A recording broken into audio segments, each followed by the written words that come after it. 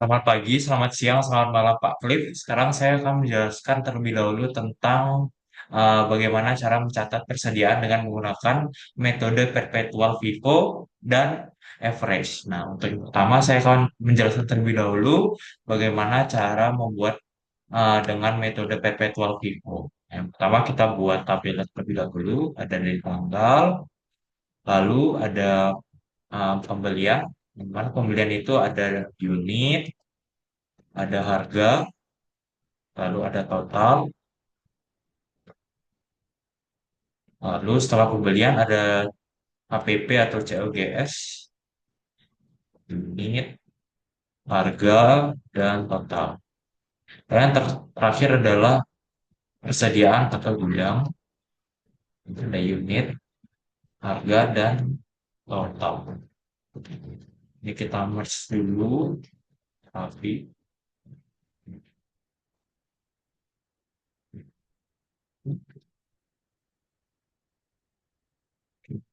dulu satu-satu,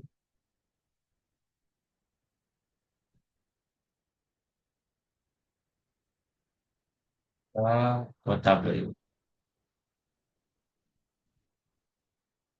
Oke, untuk tanggal 1 November, di sini ada keterangan bahwa ada stok awal sebesar 200 pieces dengan harga 50.000. Ini kita tulisnya di sini. Kalau stok awal kita langsung masuk ke persediaan, ke bagian persediaannya. Kita tulis di sampingan, harganya juga sama, lalu totalnya tinggal dikali aja. Oke, oke. Next di tanggal 2 November itu ada penjualan yang dimana kalau penjualan berarti masuknya ke COGS. Nah, di sini penjualannya itu tidak menggunakan harga di tabel karena ini yang harga di tabel itu maksudnya kita menjual uh, barang seribu dengan harga 75.000. Namun HPP yang kita gunakan adalah harga yang sudah kita beli sebelumnya yaitu 50.000. Jadi kita di sini tulis unitnya adalah 1.000 sesuai dengan yang dijual, lalu harganya menggunakan persediaan sesuai dengan apa yang kita beli sebelumnya. Lalu kita di sini totalnya dikali sama seperti tadi. Oke, dan untuk sisanya kita tulis juga di sini unit di persediaan dikurangi dengan unit yang sudah dijual. Harga juga sama dan ini tinggal ditarik aja karena rumusnya sama. Oke, next. Nah, di tanggal 3 ini bagaimana kalau misalnya ada pembelian? Nah, kalau ada pembelian itu kita masukin di bagian pembelian ini. Nah, di sini kita masukin ke bagian unit yang di mana unitnya ini kita belinya sebesar 500. Nah, kalau pembeliannya tetap menggunakan harga di tabel karena ini berarti ini adalah harga yang kita gunakan untuk membeli suatu barang. Tapi kalau menjual, kita itu menggunakan harga yang ada di persediaan di gudang, bukan menggunakan harga yang kita jual ke orang lain.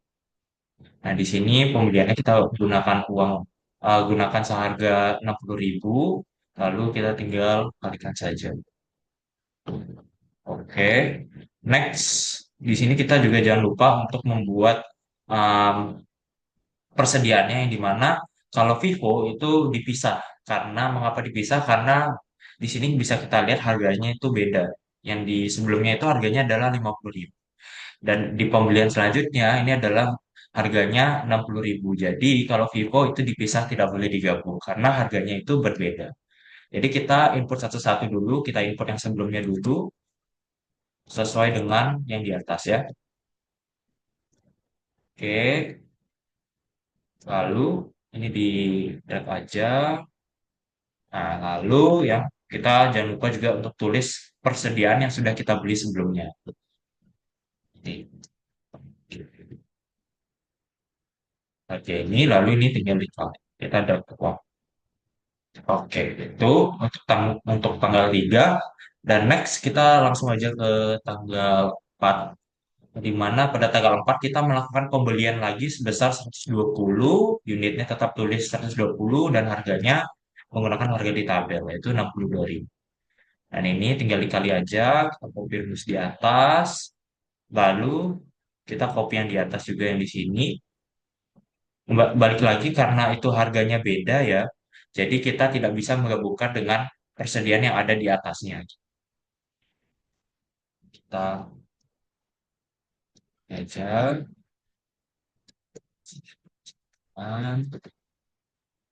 ini kita jangan lupa untuk masukkan persediaan yang sudah kita beli sesuai dengan harganya. Lalu ini tinggal ditarik aja. Oke. Next ini udah sesuai ya. Lalu sekarang masuk ke transaksi yang ada di tanggal 5 November. Nah, pada tanggal 5 November ini kita menjual sebanyak 100 barang dengan harga 100.000. Nah, ingat kalau menjual kita tidak menggunakan harga di tabel, kan? Kita menggunakan harga di persediaan kita, di stok kita, gitu. Nah, untuk penjualan kita harus lihat dulu di sini kita menjualnya sebesar 100 unit. Ini mana kita lihat dulu uh, pada gudang kita yang mana yang sebenarnya cocok untuk dikeluarkan barangnya. Nah, di sini ternyata di harga 50.000 ini kita harus mengeluarkan harga yang um, duluan first in first out. Seperti namanya kita mengeluarkan barang yang terlebih dahulu ada di gudang. Jadi kita menggunakan harga yang 50.000 ini. Nah, karena kita menjual sebesar 100 kuantitas, lalu harganya juga menggunakan harga 50.000 ini. Kenapa? Karena ya tadi sesuai dengan namanya first in first out berarti kita menggunakan barang yang paling pertama ada di gudang gitu. Tidak menggunakan barang yang um, ada setelah barang tersebut. Jadi kita menghabiskan barang yang sudah ada gitu. Jadi ini kita kalikan saja dan sisanya berarti sisa yang di bawah ini aja, gitu ya. Sisanya yang 500 dan 120 ini aja. Yang 1.000 ini itu sudah habis. Kenapa? Karena ya kita sudah jual. Kita sudah jual nih melakukan penjualan sebesar 100 unit dengan harga 100.000 di tabel, tapi kita menjualnya COGS-nya itu sebesar 50.000. Kenapa sebesar 50.000? Karena balik lagi first in first out, yang dimana kita menghabiskan um, barang yang di gudang yang sudah lama itu terlebih dahulu. Baru kita menggunakan barang yang selanjutnya. Nah, untuk sisanya yang ini ini juga jangan lupa ya ini tinggal ditarik aja. Oke, ini adalah sisa di gudang. Oke, next di tanggal 6. Nah, di tanggal 6 ini melakukan penjualan lagi sebesar 100 unit. Nah, bagaimana caranya? Di sini kita tulis dulu 5 November kita melakukan penjualan sebesar 100 unit, kita tulis 100 unit. Nah, seperti konsep yang sama yang tadi saya sudah jelaskan, kita harus menghabiskan barang yang sudah lama terlebih dahulu. Nah, dari persediaan ini yang lebih lama adalah di harga 60.000 ini. Jadi kita menggunakan harga yang 60.000. Nah, ini sama dikali. Lalu kita mengurangi harga yang di atas dengan ini. Nah, ini harus harus sama ya harganya ya. 60.000. Jangan menggunakan harga yang 62.000 ini. Karena ini barangnya dikatakan berbeda jika di dalam periode di dalam metode FIFO ini. Ini sama. Lalu ini juga jangan lupa. Oke, sama ya. Next, di tanggal 7. Nah, di tanggal 7 ini kita melakukan pembelian sebesar 55.000. Nah, kita tulis di sini 7 November pembeliannya sebesar 300 unit di harga 55.000. Lalu kita kali seperti biasa. Oke, setelah kita kali, kita masukkan ke sini. Lawan dulu, jangan lupa. Itu kita masukkan yang baru ya. Ingat harus dipisah karena ini harganya berbeda-beda. Jangan digabung. Next, nah di tanggal 8 November atau transaksi terakhir kita melakukan penjualan sebesar 200. Kita lihat di sini November, tanggalnya, lalu kita melakukan penjualan sebesar 200. Nah, ingat kalau kita harus menghabiskan barang yang sudah ada terlebih dahulu, yaitu kita menggunakan harga yang 60.000 ini. Nah, menggunakan harga yang ini tadi 200, lalu harganya bukan harga yang 60.000. Kita kalikan, nah, ini kita kurangkan sesuai harganya. Harganya harus sama. Nah, sisanya kita taruh di persediaan yang belum laku. Gitu. Ini tinggal ditarik aja. Nah, kita rapikan terlebih dahulu tabelnya.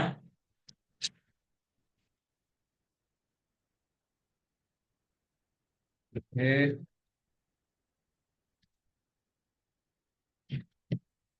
rapikan terlebih dahulu.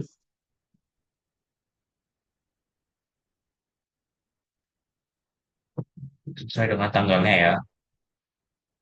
PS, PS.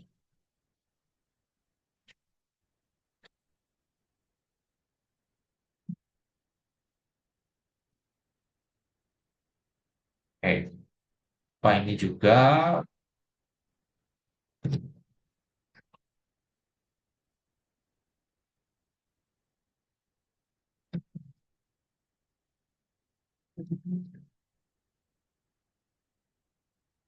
Ini bertujuan agar kita tidak salah dalam menentukan persediaan akhirnya.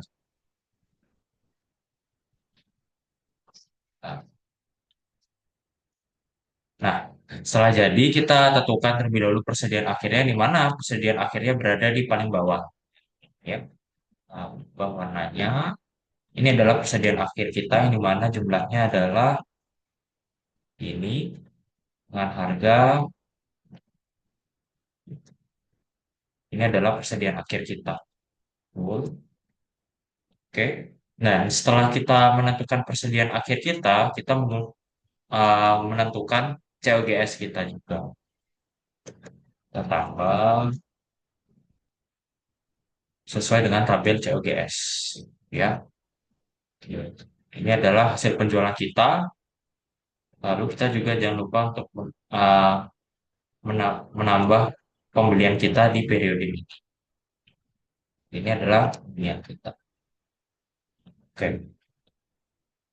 Nah, setelah kita menentukan COGS dan persediaan akhir, kita menentukan laba brutonya. Bagaimana cara kita menentukan laba bruto? Kita harus lihat tabel yang di sini, tabel soal. Kita lihat dulu uh, harga penjualannya. Nah, di sini kita menjual 1.000 unit di harga 75.000. Kita kalikan dulu agar kita mengetahui seberapa besar pendapatan yang kita dapatkan ketika menjual unit ini. Kita kalikan. Nah, lalu tidak hanya itu aja, kita mengkalikan semua penjualan kita ya. Setelah itu kita tambahkan. Nah, setelah ini kita tambahkan semuanya. Oke. Nah, ini adalah total penjualan kita. Ya, total penjualan kita adalah sebesar 200 juta. Dan untuk mengetahui laba brutonya, kita harus mengurangkannya dengan COGS. Kita tulis dulu laba bruto. Laba brutonya adalah total penjualan dikurangi COGS. Nah, berikut adalah laba bruto yang kita dapatkan di periode ini. Nah, kita jelaskan juga di sini total pembelian biar lebih jelas. Lalu ini juga ada total COGS.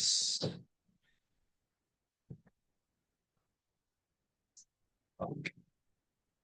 Ini juga jangan lupa kita, oke.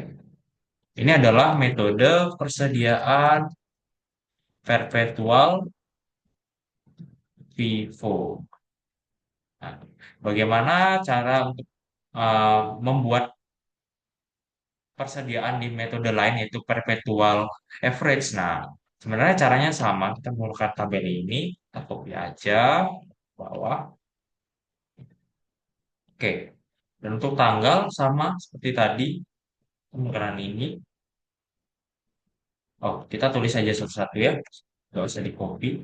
November, 1 November yang di mana 1 November stok awalnya itu dengan kuantitas 2.000 dan harga 50.000.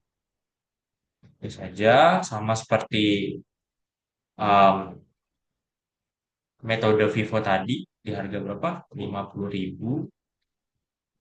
Lalu dikalikan, jangan lupa dikalikan. Oke, ini adalah persediaan awal kita.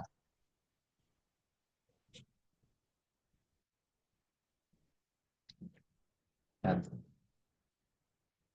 ini kita save ini dulu. Oke. Next, tanggal 2 ini kita melakukan penjualan dengan kuantitas unit 1.000 di harga 75.000. Nah, ingat sama seperti metode Vivo tadi, kita tidak menggunakan harga di sini, melainkan kita menggunakan harga di gudang. Unitnya sama dengan ini, lalu harganya kita menggunakan harga di gudang. Jadi, totalnya kita kalikan aja. Oke. Atau sisa persediaannya kita tinggal kurangkan karena harganya sama. Tinggal ditarik aja. Jangan lupa untuk mengetik tanggalnya juga. Yang mana tanggalnya adalah 2 November. Oke, next. Nah, pada tanggal 3 November kita melakukan pembelian. Pembelian sebesar 500 unit di harga 60.000. Nah, kita tulis di sini.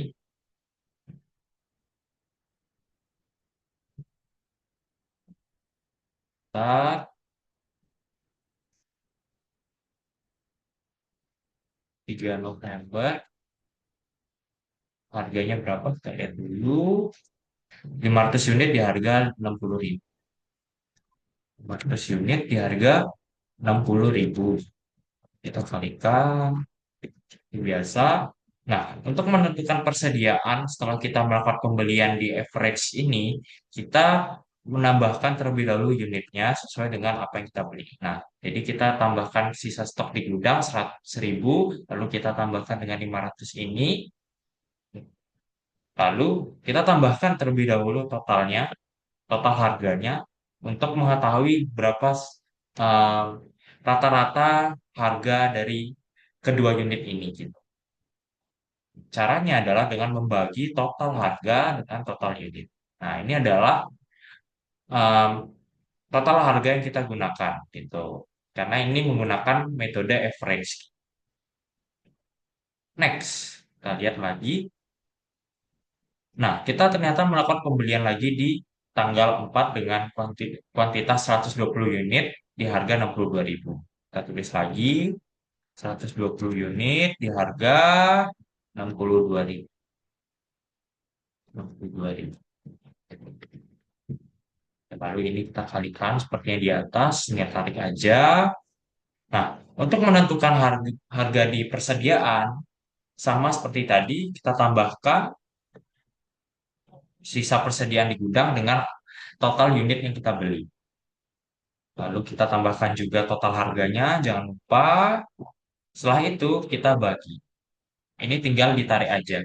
Tinggal ditarik, setelah itu kita mendapatkan harga average-nya. Ini adalah harga average yang kita dapatkan, yaitu sekitar 53.000. Di, jangan lupa tulis tanggalnya, di tanggal 4 November. Oke. Ini adalah perbedaan dari metode average dengan metode Vivo ya. Nah, kalau metode Vivo kita mencatat seluruhnya, seluruh persediaan sesuai dengan harganya.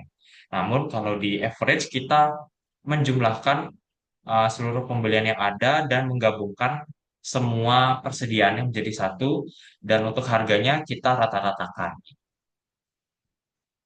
Next, di tanggal 5 ada penjualan sebesar 100 unit di harga 100.000. Nah, ingat, jangan menggunakan harga di tabel, melainkan menggunakan harga di stok persediaan. Oke, saya biasanya adalah 1.000, melakukan 1.000, melakukan penjualan 1.000 unit, dan harganya kita menggunakan harga yang di sini. Nah, setelah itu kita kalikan. Oke. Nah, setelah itu kita kurangkan dengan stok di gudang karena sudah dijual ya. Nah, ini adalah stok akhirnya. Jangan lupa untuk menulis tanggalnya juga. Oke. Nah, di tanggal 6 kita kembali melakukan kegiatan penjualan dengan total unit 100 di harga 84.000. Nah, untuk harganya jangan lupa kita menggunakan harga di tabel. Melakukan penjualan sebesar 100 unit dengan harganya sama ya. Harganya kita pakai harga yang tadi, yang ini. Setelah itu kita kalikan seperti biasa. Nah, ini kita kurangkan seperti biasa juga. Oke, ini kita kurangkan. Oke. Nah, agar lebih mudah untuk dilihat, kita ini saja diberikan koma. Nah, agar lebih mudah dilihat. Oke, next. Di tanggal 7. Nah, di tanggal 7 kita melakukan pembelian di harga 55.000. Jadi 7 November melakukan pembelian berapa? 300 di harga 55.000. Nah, ini kita kalikan seperti biasa. Lalu jangan lupa untuk menentukan harga di metode average ini, kita menambahkan terlebih dahulu total unit yang ada di gudang. Setelah itu kita menambahkan total harga yang ada di gudang dengan total pembelian kita. Lalu kita bagi total harga dengan total unit. Nah, ini adalah harganya. Setelah itu, terakhir di tanggal 8 November, kita melakukan penjualan sebesar 200 unit di harga 85.000. 8 November, 8 November kita menjual berapa? 200. Nah, ingat jangan menggunakan harga di tabel, melainkan kita menggunakan harga di stok kita. Ya, tinggal dikali aja. Lalu ini dikurang. Lalu ini tinggal dikurang. Jadi ini adalah stok akhir kita sesuai dengan metode average. Sebelumnya kita rapikan terlebih dahulu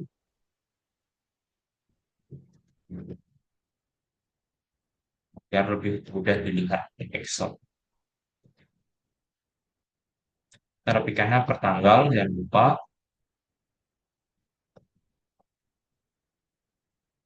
Ini adalah perbedaannya ya dengan metode Vivo tadi, yang dimana kalau metode Vivo kita mencatat satu persatu sesuai dengan harganya. Melainkan kalau di metode average ini kita mencatat dengan mencatat harganya itu dengan cara merata-ratakan total harga dengan total unit yang kita peroleh. Kita, oke, dan stok akhirnya ada di sini 620 di harga 54.000 dengan total harga 33. Kita cek dulu apakah sama. Ya, stok akhirnya sama, berarti um, metode persediaan di metode perpetual average dan perpetualnya sudah benar. Nah, bagaimana cara kita menentukan COGS di metode average? Kita tinggal tambahkan saja seperti biasa. Tambahkan aja semuanya. Oke. Lalu jangan lupa untuk total pembeliannya kita juga tambahkan. Ini kita buat pemain dulu biar lebih mudah dilihat. Jadi ini adalah total pembeliannya dan ini adalah total COGS-nya. Bisa dilihat di sini total COGS-nya itu berbeda dengan total COGS di Vivo. Kenapa begitu? Karena kita menggunakan metode yang berbeda. Kalau di Vivo kita menggunakan metode first in first out, yang dimana kita menghabiskan barang yang terlebih dahulu ada di gudang, melainkan kalau di metode average kita menggabungkan seluruh harganya, lalu kita merata-ratakannya. Kita rapikan dulu total COGS, lalu ini juga total pembelian. Oke. Dan untuk menentukan laba brutonya, dari sisi ini dulu, laba bruto sama seperti tadi, kita mengurangkan total penjualan kita sebesar 200 juta tadi, dengan total COGS-nya. Nah, di sini bisa kita lihat laba bruto yang kita dapatkan itu kalau sesuai metode average sebesar 79 juta. Tapi kalau di metode Vivo kita mendapatkan laba bruto sebesar 82 juta. Ya. Jadi ini adalah perbedaan dari metode perpetual average dengan metode perpetual Vivo. Oke, kita um, rapikan terlebih dahulu, kita bedakan warnanya agar lebih mudah dilihat, lebih enak dilihat juga. Kita ubah warnanya, persediaan, kita menggunakan warnanya. Oke, udah, ini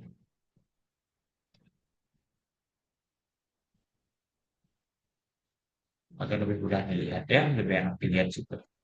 Kita copy, dan yang di atas.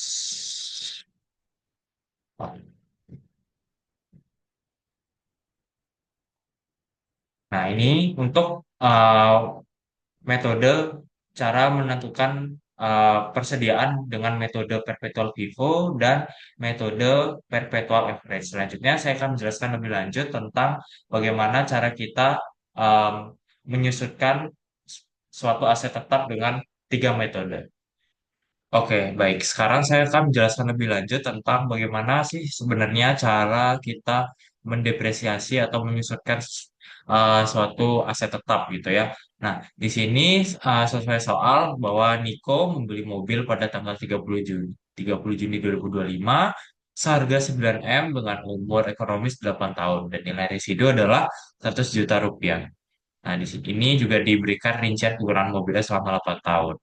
Nah, sebenarnya ada tiga metode dalam menyusutkan suatu aset tetap. Yang pertama ada straight line, lalu ada unit of activity, dan double declining. Nah, saya akan menjelaskan satu persatu mulai dari straight line.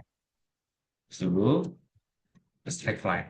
Nah, untuk menyusutkan dengan cara straight line ini adalah kita harus mengetahui terlebih dahulu cost-nya. Nah, selesai soal, cost-nya adalah 9M karena Niko membeli mobil seharga 9M tadi. Beli 9M, lalu kita juga harus tahu tanggal pembeliannya. Nah, di sini tertera di soal bahwa tanggal pembeliannya ada di tanggal 30 Juni ini. Jadi kita tulis 30 Juni 2025. Next. Setelah itu, kita harus mengetahui juga umur ekonomisnya atau useful life-nya. Di mana useful life-nya adalah 8 tahun sesuai di soal. Tulis 8 aja. Lalu kita juga harus mengetahui nilai residunya, yang di mana nilai residunya adalah 100 juta rupiah. 100 juta rupiah. Oke, next. Setelah itu saya akan harus mencari dulu depreciable value-nya. Nah, bagaimana cara mencarinya adalah dengan cara mengurangi cost dengan residual value-nya. Nah, jadi 9M ini dikurangi 100 juta rupiah. Nah, setelah itu kita mencari rate-nya. Nah, rate-nya, gimana cara kita mencari rate-nya adalah dengan cara membagi 100% dengan 8 tahun. 8 tahun ini adalah umur ekonomis dari mobil tersebut. Nah, setelah itu kita buat ininya, tabelnya yang terdiri dari tahun, lalu ada depreciable value, depreciable value, lalu ada rate, dan ingat ada partial year juga, partial year, karena di sini pembeliannya ada di tanggal 30 Juni. Lalu ada depreciable cost,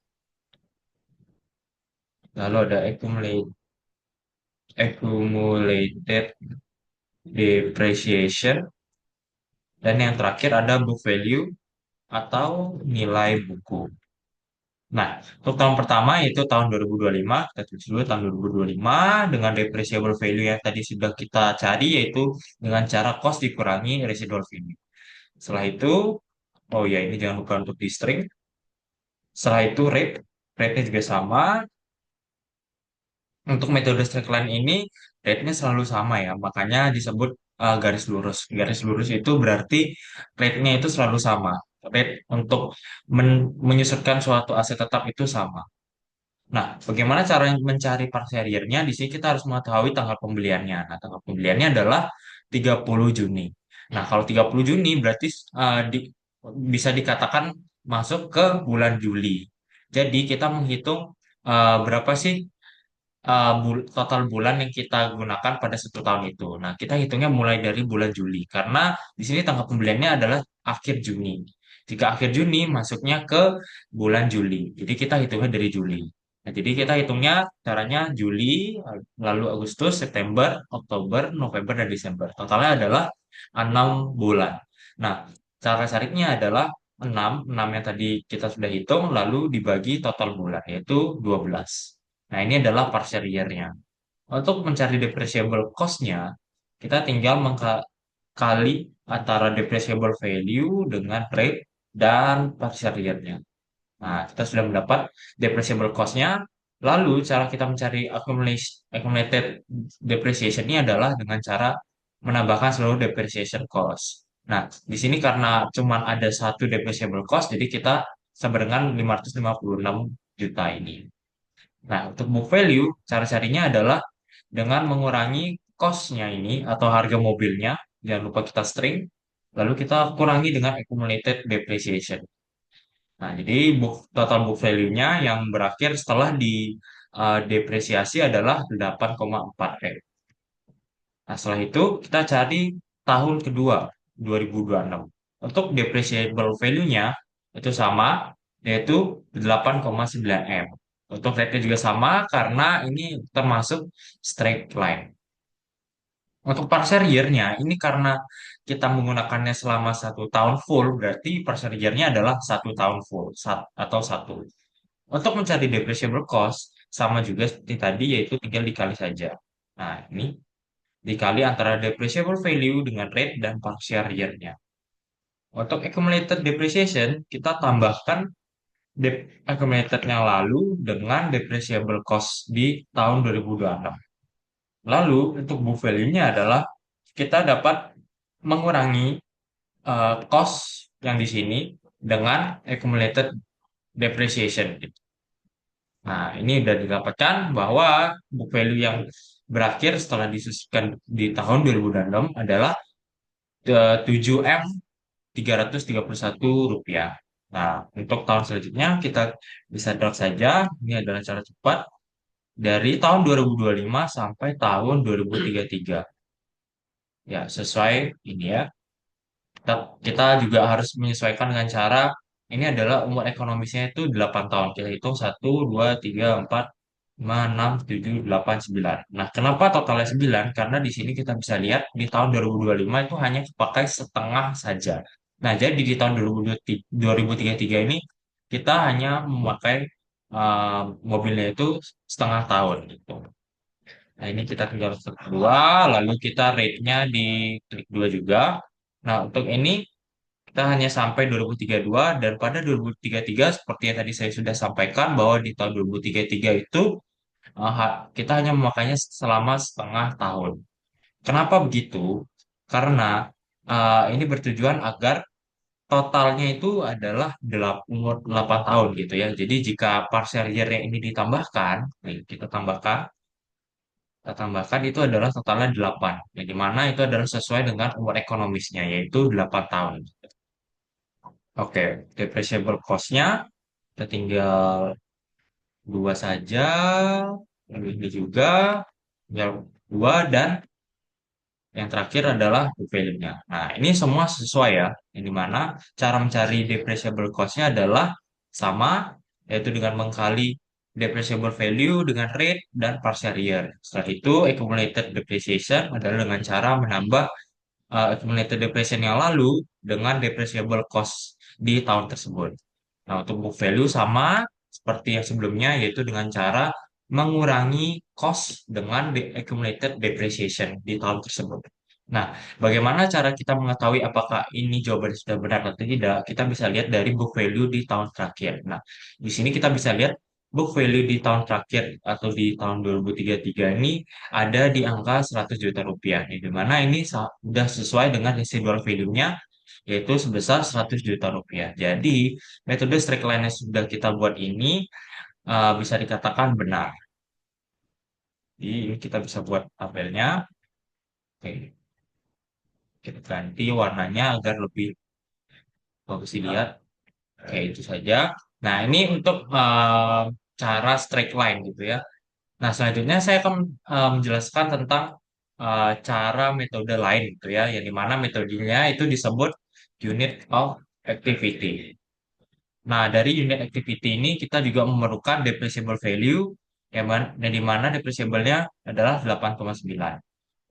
Oh, tapi sebelumnya karena ini menggunakan metode unit activity, berarti kita menghitung berapa sih sebenarnya di tahun 2025 activity yang kita lakukan dengan menggunakan mobil ini gitu ya. Jadi ini sudah diberikan sudah diberikan dari soal yang di mana pada tahun 2025 kita melakukan activity sebesar 1.000 kilometer. Nah, di 2026 itu 525 kilometer dan selanjutnya dan seterusnya. Gitu.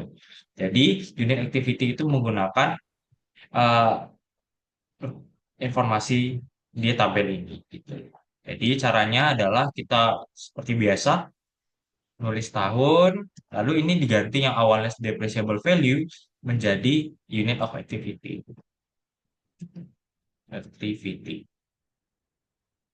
Oke. Dan untuk rate-nya itu diganti menjadi cost per unit. Yang dimana itu artinya adalah kita menghitung berapa sih cost yang kita keluarkan per unitnya atau per 1.000 ini, per total ini.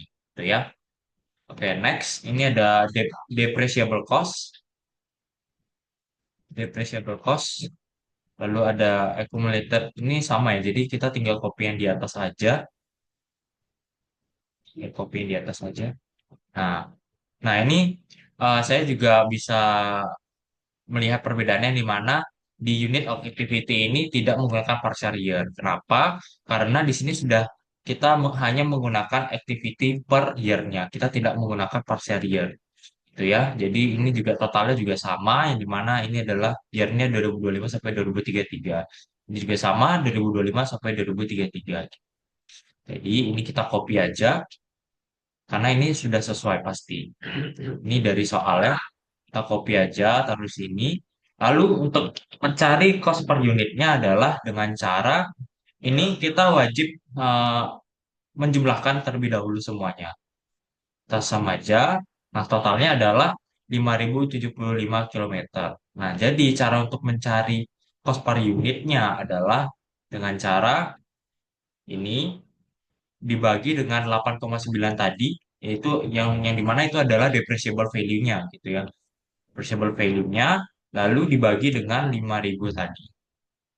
Nah, ini kita string aja biar saat di drag ke bawah tidak berbeda datanya. Nah, ini adalah cost per unitnya. Kita klik dua kali. Dan untuk depreciable cost-nya itu sama, yang dimana itu hanya mengkali antara unit activity dengan cost per unit. Nah, ini juga kita ke bawah. Lalu untuk accumulated sama seperti yang tadi, nah, di mana ini adalah sama dengan depreciable cost karena tidak ada accumulated depreciation di atasnya. Namun untuk yang di bawah kita tambahkan accumulated depreciation yang di tahun sebelumnya dengan depreciable cost di tahun ini. Nah, untuk book value sama juga seperti yang tadi, kita tinggal mengurangi cost yang asli, yang dimana cost yang asli adalah 9M. Jangan lupa kita string, lalu kita dikurangkan dengan accumulated depreciation. Nah, ini kita bisa dua dan ini bisa dua. Oke, bisa kita lihat di sini sama juga gimana cara kita memastikan bahwa unit of activity ini benar. Kita bisa lihat dari hasil akhir dari book value-nya. Di mana hasil akhir dari book value-nya sama dengan hasil nilai residual value-nya. Karena residual value-nya adalah 100 juta. Ini udah sama 100 juta. Nah, kita samakan dulu biar ada penandanya. Dulu ini kita samakan juga. Warnanya kita samakan. Lalu jangan lupa untuk membuat tabelnya juga. Oke, jadi ini adalah tabel dari unit activity yang dimana depreciable cost sama seperti tadi, tinggal dikali dari unit activity dikali sama cost per unit, lalu accumulated eh, hasil penambahan dari depreciable cost, lalu book value didapat dari cost dikurangi depreciable atau cost dikurangi accumulated depreciation-nya. Gitu. Next, setelah unit of activity ada yang namanya double declining. Tulis double declining. Nah, double declining ini tabelnya sama seperti uh, straight line. Nah, jadi kita copy aja tabel yang di atas. Nah, untuk tahunnya sama juga dari tahun 2025 sampai 2033. Tulis, lalu ini kita gak, karena ini double declining, perbedaannya dengan straight line adalah depreciable value-nya ini diganti dengan book value. Kita ganti dengan book value. Dan untuk yang book value ini di terakhir, kita ganti dengan ending book value. Nah, jadi ini adalah perbedaan dari um, double declining dengan straight line. Nah, untuk rate-nya, kenapa sih dinamakan double declining gitu ya? Kan, jadi dinamakan double declining karena ini merupakan hasil yang rate tadi, yang tadi 0,13 ini, kita kalikan dengan 2 gitu. Jadi cara mencari rate-nya adalah 100% dibagi 8. 8 ini merupakan ininya ya, useful life-nya. Kita bagi dengan 8, dan lupa ini dikurung dulu, sama ini di string, agar saat kita tarik tidak berbeda nilainya, lalu kita kalikan dengan 2. Nah, jadi kita dapatkan bahwa rate-nya adalah 25%. Untuk partial year-nya itu sama. Partial year-nya itu sama seperti di straight line, yang dimana pada tahun 2025 karena kita membelinya di tanggal 30 Juni, maka kita menggunakannya tentunya di bulan Juli. Nah, dari bulan Juli ke Desember itu totalnya adalah 6. Dan caranya adalah berarti 6 yang tadi dibagi dengan total bulan 0,5. Sama seperti yang di straight line tadi. Dan untuk yang lain, satu di tahun 2006 sampai 2032 ini satu. Kenapa? Karena kita menggunakannya secara full gitu ya. Nah, untuk tahun 2033 kita menggunakannya hanya dari bulan Januari sampai pertengahan tahun ini. Yang dimana pertengahan tahun berarti sama seperti tadi 6/12. Nah, untuk memastikannya kita sama aja. Nah, ini adalah totalnya adalah 8 tahun nih, di mana 8 tahun itu sesuai dengan useful life-nya. Jadi, partial year-nya sudah benar. Oke. Nah, untuk depreciable cost-nya sama seperti tadi, kita tinggal kali aja book value-nya. Oh ya, di sini kita perlu memasukkan book value-nya terlebih dahulu. Nah, untuk book value itu sama dengan 9 M, ya, di mana 9 M adalah total biaya yang kita keluarkan untuk membeli um, mobil tersebut. Gitu. Nah, ini kita sama dengan. Lalu depreciable cost-nya sama seperti tadi, kita kalikan saja antara book value dengan rate dan partial year. Accumulated depreciation sama juga seperti tadi, dan ending book value itu kita kurangkan dari book value atau cost-nya. Cost-nya itu kan sama juga nilainya dengan book value, yaitu 9M. Nah, kita kurangkan dengan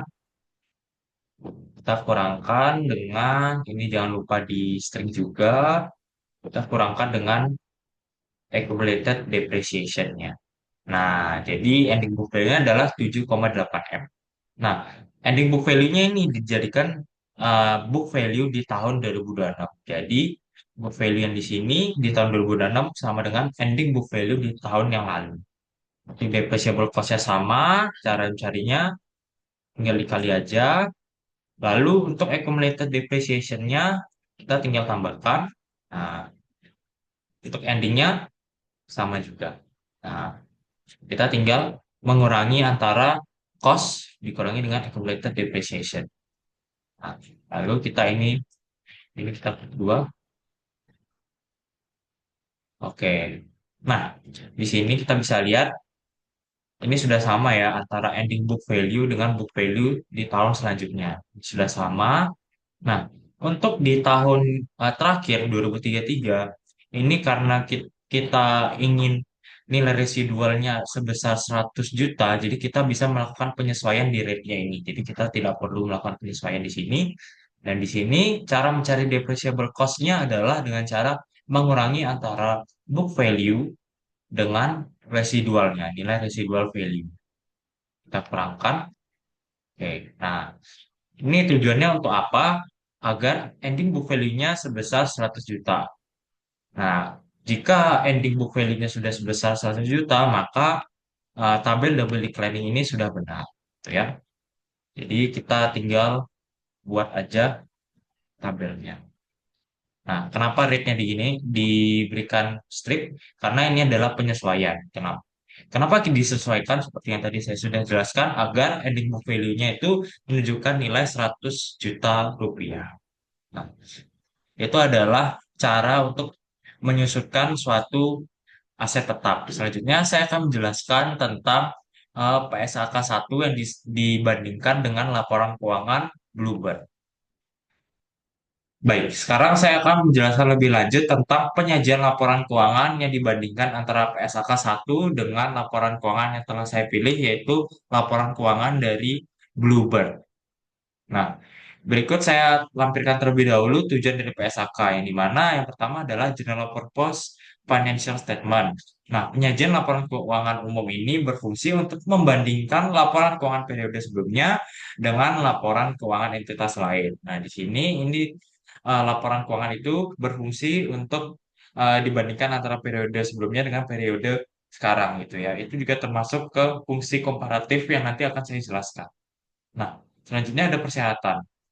Nah, persyaratan ini bertujuan untuk mengatur suatu penyajian laporan keuangan, lalu struktur laporan keuangan, dan tentunya ada persyaratan minimal isi laporan keuangan yang nanti akan saya jelaskan lebih detail. Nah, ini adalah ruang lingkup dari PSAK itu sendiri, yang di mana pernyataan ini berlaku dalam penyusunan dan penyajian laporan keuangan umum sesuai standar akuntansi keuangan atau SAK. Pernyataan ini tidak berlaku bagi penyusunan dan penyajian laporan keuangan entitas syariah karena adanya perbedaan dasar hukum yang digunakan.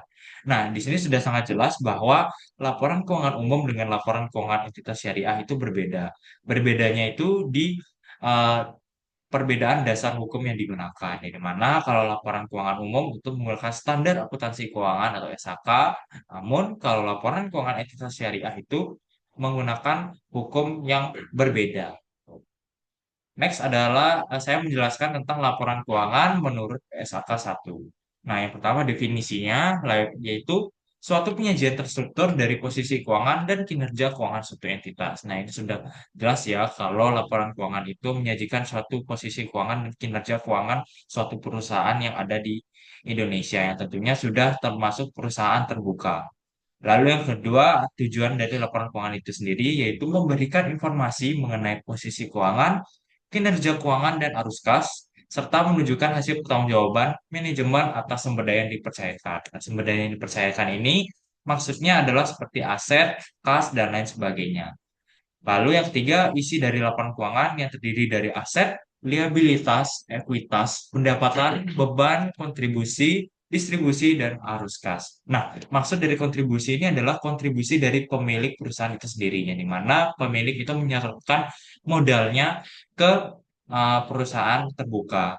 Nah, melainkan kalau distribusi itu adalah perusahaan itu yang mengeluarkan uang untuk pemilik dalam bentuk dividen sebagai uh, bentuk dari laba itu laba ditahan yang nantinya akan dialirkan ke pemilik gitu.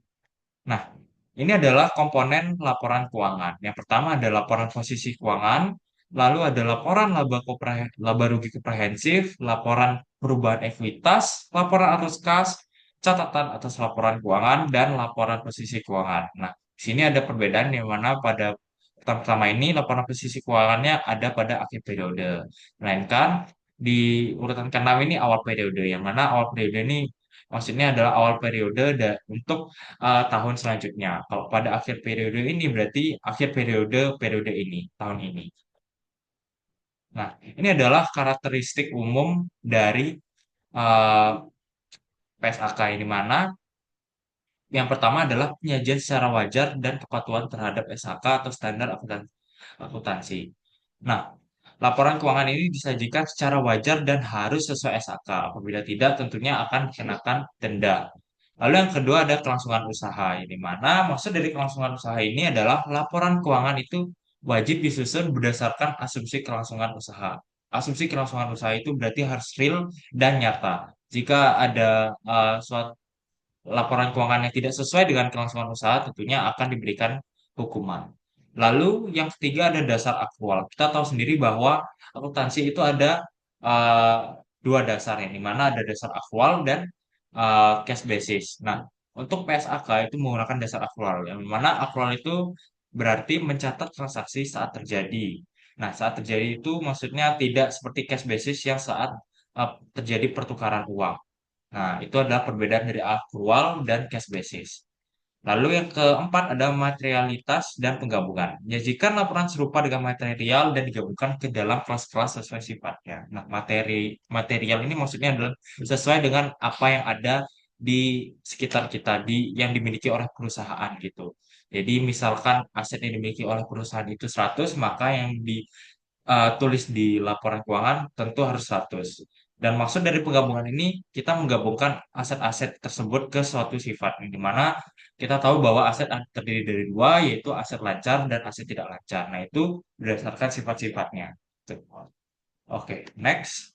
Di sini ada karakteristik karakteristik umum selanjutnya, yaitu saling hapus, di mana kita tidak boleh menghapus aset, liabilitas atau penghasilan dan beban kecuali diizinkan oleh suatu PSHK. Lalu yang kedua, frekuensi pelaporannya, di mana menyajikan laporan keuangan secara tahunan. Yang ketiga ada informasi kooperatif yang tadi sempat saya singgung, yang dimana itu adalah merupakan menyajikan informasi kooperatif dengan periode terdekat sebelumnya dengan laporan keuangan periode berjalan. Jadi dibandingkan antara periode terdekat sebelumnya dengan periode berjalan. Lalu ada konsisten penyajian, yang mana maksudnya adalah penyajian dan klasifikasi. Dan maksudnya itu seperti penempatan laporan keuangan yang urut. Tuh. Next, kita langsung masuk ke laporan keuangan dari PT Bluebird. Nah, di sini kita bisa lihat bahwa di PT keuangan di laporan posisi keuangan milik PT Bluebird ini kita bisa lihat ada aset, di mana itu ada terdiri dari aset lancar dan tidak lancar. Nah, ini tentu eh, sesuai dengan yang ada di PSAK, di mana aset lancar itu wajib diikuti oleh aset tidak lancar. Ini wajib urut dari aset lancar terlebih dahulu, baru baru setelah itu adalah aset tidak lancar. Tidak bisa dibalik, aset tidak lancar terlebih dahulu, lalu aset lancar. Jadi ini sudah sesuai dengan SAK. Lalu yang kedua, klasifikasi itu terpisah. Dan jadi aset lancar itu wajib dipisah dengan tidak lancar. Jadi ini harus dipisah dan tentunya sesuai dengan PSAK. Nah, di sini juga aset lancar. Aset lancar itu adalah aset dengan tujuan diperdagangkan dan diperkirakan akan direalisasikan dalam siklus operasi berjalan dengan jangka waktu 12 bulan. Jadi, yang ada di dalam aset lancar ini merupakan aset yang tujuannya itu buat diperdagangkan. Jadi, bisa kita lihat di sini aset lancarnya ada kas tarakas, utang, uang muka, biaya dibayar di muka, pajak dibayar di muka, dan lain sebagainya. Dan yang ada di dalam aset lancar ini eh, akan direalisasikan dalam siklus operasi berjalan yang periodenya itu dalam jangka waktu 12 bulan. Nah, di sini juga disinggung di salah satu di salah satu ayat di PSAK, di mana harus ada kas setara kas di aset lancar gitu ya. Ini sudah sesuai dengan PSAK 1. Next, yang sebelumnya adalah bagian dari aset. Nah, di sini saya akan menjelaskan laporan posisi keuangan di bagian liabilitas terlebih dahulu. Dan di sini urutan penyajiannya itu harus dari liabilitas jangka pendek lalu jangka panjang. Bisa kita lihat di sini liabilitas jangka pendek diletakkan terlebih dahulu, baru ada liabilitas jangka panjang. Ini sudah sesuai dengan PSAK. Lalu klasifikasinya juga terpisah antara liabilitas jangka pendek dan jangka panjang. Ini mana? Kalau jangka pendek itu sesuai yang di sini sesuai PSAK itu dalam jangka waktu 12 bulan setelah periode pelaporan. Nah, dalam jangka waktu 12 bulan ini liabilitas ini dapat diselesaikan gitu ya dengan tujuan diperdagangkan. Lalu di sini juga tepat disinggung di PSAK bahwa pajak tangguhan itu tidak boleh diklasifikasikan di dalam liabilitas jangka pendek. Bisa kita lihat di sini kalau pajak tangguhan itu tidak ada sama sekali di liabilitas jangka pendek, gitu ya. Jadi ini sudah sesuai dengan PSAK 1. Gitu. Oke, next. Nah, di sini ada ekuitas, laporan posisi keuangan yang di bagian ekuitas gitu ya. Dan di sini urutan penyajiannya itu adalah ekuitas berada setelah liabilitas. Tentu setelah liabilitas kita akan menulis ekuitasnya. Ini sudah sesuai dengan PSAK. Dan di sini juga ada kita bisa lihat ekuitas yang dapat diatribusikan kepada pemilik entitas induk dengan kepentingan pengendali. Ini juga harus sesuai dengan urutan yang di mana ini sudah sesuai ya total ekuitas terlebih dahulu, lalu kepentingan non pengendali. Ini sudah sesuai dengan urutan di PSHK. Nah, di sini juga dijelaskan bahwa klasifikasi terpisah yang di mana kepentingan non pengendali ini harus dipisah dengan ekuitas yang dapat didistribusikan kepada pemilik entitas induk. Sini ya. Lalu di sini ada penjelasan juga bahwa kepentingan non pengendali itu adalah penyajian sebagai bagian ekuitas yang bukan sebagai pengurang laba gitu ya. Ini juga sudah sesuai dengan PSAK. Dan di sini kita juga bisa lihat bahwa adanya eh, laporan keuangan di periode berjalan yaitu September 30 2024 dengan laporan keuangan tahun periode sebelumnya yaitu Desember 31 2023. Jadi ini adalah informasi komparatif yang tentunya sudah sesuai dengan PSAK. Next, ada laporan laba rugi, ya, di mana penyajiannya itu memasukkan unsur laba komprehensif gitu ya. Jadi ini sudah sesuai dengan PSAK. Bisa kita lihat di sini ada laba komprehensif gitu ya. Nah, di sini ada dua laporan. Nah, maksud dari dua laporan ini adalah ada dua laporan di laporan laba rugi. Yang pertama adalah laba sebelum laba komprehensif dan laporan laba komprehensif yang dimulai dari laba atau rugi bersih. Nah, di sini minimum line itemnya juga sesuai dengan PSAK, di mana ada pendapatan, kita bisa lihat di sini pendapatannya, lalu ada beban-beban, beban langsung, lalu setelah beban langsung akan didapatkan laba bruto, lalu setelah itu akan dikurangi dengan pajak-pajak, yang di mana di sini juga dijelaskan ada beban pajak, dan setelah dikurangi pajak akan mendapatkan laba sebelum laba pajak gitu ya. Lalu di sini juga ada laba periode berjalan yang nantinya eh, akan dibagikan kepada pemegang saham. Lalu di sini ada klasifikasi beban yang sesuai dengan PSAK. Beban yang dikategorikan ke dalam fungsi operasional utama perusahaan. Nah, maksudnya apa ini? Jadi beban itu bisa dikategorikan ke dua aspek yaitu ke fungsi dan sifat. Namun pada em, laporan keuangan ini beban dikategorikan ke dalam fungsi operasional. Dari mana saya mengetahui itu? Kita bisa lihat dari beban yang ditulis di sini. Di sini ada beban langsung yang bisa dikatakan sebagai beban seperti beban COGS. Nah, apabila beban itu dikategorikan ke dalam bukan ke dalam fungsi melainkan ke dalam sifat. Jadi di sini lebih terperinci. Kalau sifat itu ada seperti beban gaji, beban depresiasi dan lain sebagainya. Di sini kita lihat tidak ada yang namanya beban gaji dan beban depresiasi. Bukan tidak ada, tapi sebenarnya sudah digabung dengan beban langsung ini. Jadi sudah termasuk ke dalam beban langsung. Nah, ini adalah beban yang dikategorikan ke dalam fungsi operasional utama perusahaan. Gitu. Oke, next. Di sini ada penyajian. Yang dimana kita bisa lihat di sini laba rugi komprehensif itu digabung. Yang dimana maksud digabung ini maksudnya adalah laba periode berjalan digabung dengan laba komprehensif periode berjalan. Nah, apabila dipisah sebenarnya ada dua penyajian yaitu ada laba komprehensif yang digabung dan laba komprehensif yang dipisah gitu ya. Dan di sini kita bisa lihat kalau maksudnya digabung itu berarti di dalam satu laporan. Kalau dipisah berarti berbeda laporannya. Kita lihat di sini, ini digabung karena berada di dalam satu laporan gitu ya. Dan di sini kita juga bisa melihat bahwa ada laba komprehensif periode berjalan yang dapat diatribusikan kepada pemilik entitas hidup dan kepentingan non pengendali. Ini sudah sesuai dengan PSAK karena ini wajib diisi. Nah, next di sini ada laporan perubahan ekuitas. Di mana pada laporan perubahan ekuitas di PSAK 1 harus ada pengungkapan dividen. Nah, jumlah dividen yang diatribusikan kepada pemilik dan nilai dividen per saham ini harus ada di laporan perubahan ekuitas. Di sini kita bisa lihat bahwa di PT Bluebird sudah ada pengungkapan dividen. Ini. Nah, pembagian dividen kas di sini bisa terlihat bahwa berapa sih sebenarnya jumlah dividen yang diatribusikan dan nilai dividennya per saham itu berapa sih gitu. Di sini ada sudah tertera gitu ya. Nah, next di sini juga ada total laba rugi yang di mana pada laporan perubahan ekuitas harus ada total laba rugi yang diatribusikan kepada pemilik entitas induk dan pihak non pengendali. Bisa kita lihat di sini ada laba periode berjalan di sini terlihat gitu ya. Ada bahwa pada laporan perubahan ekuitas ada laba periode berjalan yang tentunya sudah sesuai dengan PSAK 1. Dan di sini juga ada saldo pada tanggal 30 September yang menjadi saldo akhir di periode tersebut untuk perusahaan PT Bogor.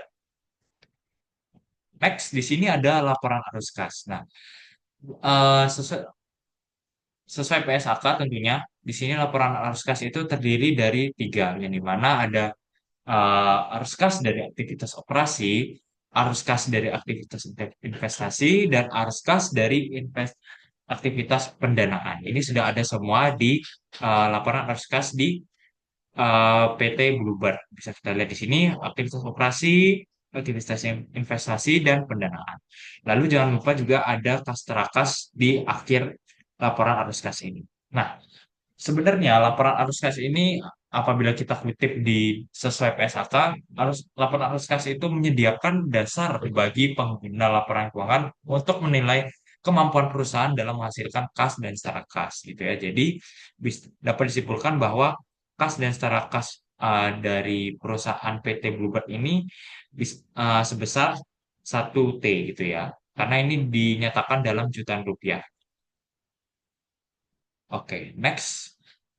Setelah laporan arus kas ada catatan atas laporan keuangan. Di sini kita bisa lihat yang pertama dalam catatan atas laporan keuangan itu harus menyajikan informasi dasar penyusunan laporan keuangan, yaitu mengungkapkan dasar pengukuran, kebijakan yang relevan, asumsi dalam estimasi, lalu mengungkapkan informasi yang disyaratkan untuk tidak disajikan di bagian manapun dalam laporan keuangan, dan tentunya wajib disajikan secara sistematis. Nah, di sini kita bisa lihat eh, pada catatan atas laporan keuangan di PT Bluebird ini diberikan informasi kebijakan yang menjadi dasar untuk menyusun laporan eh, keuangan ini. Dan yang menjadi dasarnya tentu adalah akuntansi atau SAK gitu ya. Di sini bisa kita lihat nih, menggunakan standar akuntansi keuangan di Indonesia. Jadi standarnya adalah SAK dan tentunya sudah sesuai dengan standar. Seperti yang tadi saya sudah jelaskan.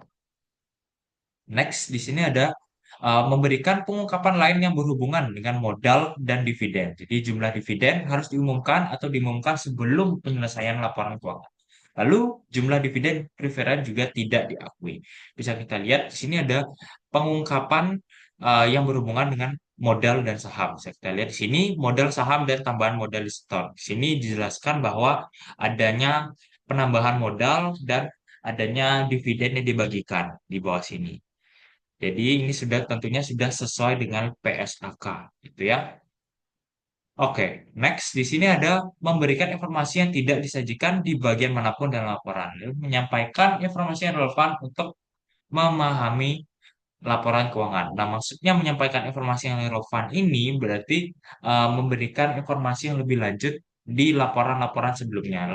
Empat laporan tadi, yaitu laporan posisi keuangan, laba rugi, eh, perubahan ekuitas, dan laporan arus kas. Nah, itu jika didetailkan kita bisa lihat di catatan atas laporan keuangan. Jadi, di catatan atas laporan keuangan ini merupakan bagian yang lebih detail dari empat laporan tadi, gitu ya. Jadi, ini sudah sesuai di mana di laporan keuangan PT Bluebird ini kita bisa lihat adanya kas dan setara kas yang lebih detail dan disandingkan pada faktor dan kebijakan manajemen risiko keuangan. Ini tentunya sangat detail dan tidak ada di laporan posisi keuangan di antara empat laporan ini. Jadi itu ada di catatan atas laporan keuangan yang merupakan bagian yang lebih detail dari empat laporan tadi.